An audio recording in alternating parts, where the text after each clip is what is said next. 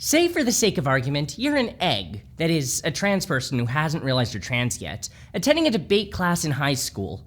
You're given a resolution, told whether to argue for or against it, and concoct a speech designed to argue your point. Now, given that you're a high schooler, the arguments aren't good, but it does drive you to develop critical thinking skills. Now say, also for the sake of argument, that one of your classmates is really good at debating a given position, but also doesn't seem to care if his rhetoric has any truth behind it. To some degree, this is baked into the conceit of the class. You aren't given a position and determining whether to argue for or against it based on an assessment of relevant facts and context. You're told which side of the argument you're on at the beginning of the assignment, and have to develop rhetoric to support that side regardless of whether it's truthful or not.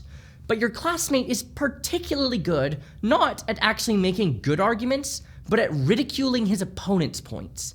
At the end of the day, he wins not by having the best arguments, but by making his opponent's arguments look stupid, even if they're better arguments than his. Fast forward. You graduate and never really see that classmate again, mostly because you, being an egg, were really introverted in high school and didn't have many friends.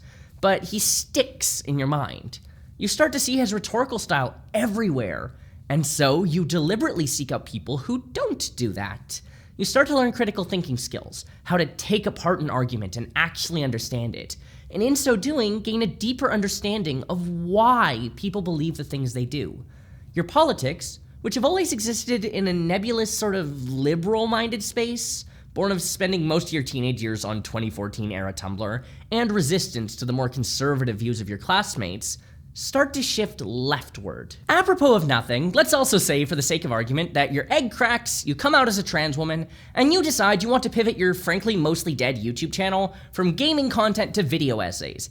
After all, you were pretty okay at debate class, and you like reading and learning about new things, right? How hard can it be?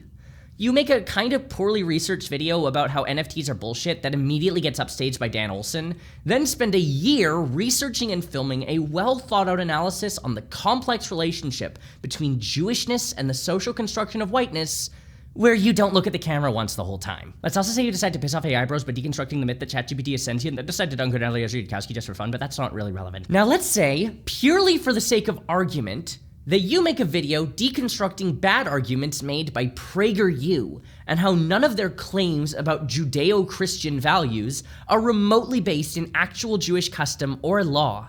And in doing so, you are introduced to your absolute nemesis, a man whose rhetorical flourishings are exactly the same as your classmate, right down to his specific affect being that of a well-spoken, besuited, nice Jewish debate boy. He even talks like those classmates. The man's name?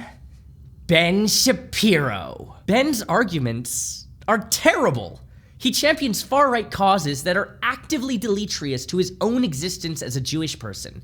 His crowning achievement in his foray into filmmaking is having 2 lines in a terrible movie made by his own media company that you, for some reason that surely has nothing to do with a recurring pattern of behavior wherein you deliberately seek out the views of people who hate you because that feels more realistic to your psyche than people who like you, watched twice. At this point, maybe most people would consider therapy, but instead you make the fact that you watched this movie everyone else's problem by turning it into an hour-long video essay. For fuck's sake, the man buys a Barbie solely to light it on fire.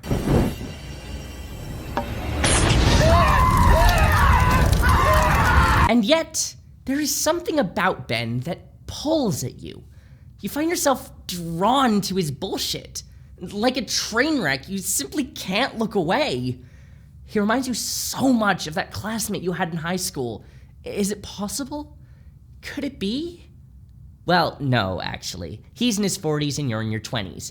But you recognize that the way he debates, the rhetoric designed to devalue your opponent's points even when they're true, the lack of care whether his own points are true or even make sense, and the way he uses the affect of the nice Jewish debate boy alongside slick delivery to dunk on people who are less skilled at public speaking than him, as familiar.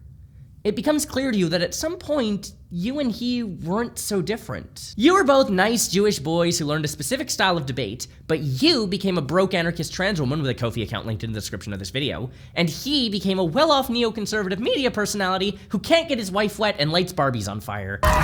You think it's obvious who got the short end of the stick here, and that's when you realize Ben Shapiro is your dark mirror. He is the abyss that stares back at you. He is the path you must never walk. He is who you could have become had you gone down a different road. You realize that you cannot hate someone without imbibing some measure of them into yourself. As your good friend is fond of saying, throw darts at it all you want. You still printed a picture of him to hang on your wall. The Sisters of Dorley is a series of novels by trans author Alison Greaves about a group of trans women who secretly run a force-femme torture basement where they feminize troubled young men that they've kidnapped. The story is longer than The Lord of the Rings, still ongoing, and serves both as a deconstruction of the force femme genre by virtue of playing everything for utter realism. The feminization program is not pleasant for anyone involved, and it takes place over the course of, at minimum, 3 years, and as a scathing indictment of British trans healthcare. The protagonist, Stephanie Riley, a closeted trans woman, willingly goes into the torture basement rather than try to transition under the auspices of the NHS. Let's say you really like The Sisters of Dorley. The story takes itself seriously in a way that looks unflinchingly at the fact that for all the sisters believe they're helping the boys they've basemented, they are still, at the end of the day, kidnapping people and performing non-consensual surgery on them.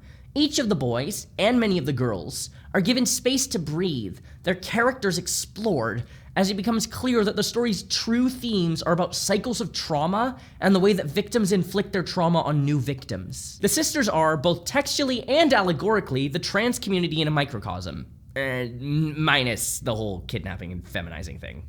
They're neurotic, prone to oversharing, trauma bonded to each other in a world that seeks to force them back into a world that was slowly crushing the life out of them, and filled with terrible inside jokes in the form of silly mugs. As the story progresses, all the boys in the basement, who are introduced as essentially caricatures, the 4chan incel, the Reddit atheist, the evangelical true believer, the wife-beating misogynist, are all delved into with depth, exploring how they became the shitty guys that they are, how all of them suffer from toxic masculinity in a way that stunts their ability to self-actualize as they inflict their internal pain on the women in their lives, and, crucially, how they are all still capable of growth, capable of becoming better people, at the cost of the toxic masculinity that they're drowning in. Now say, for the sake of argument, that you're friends with several other trans women who also really like the Sisters of Dorley.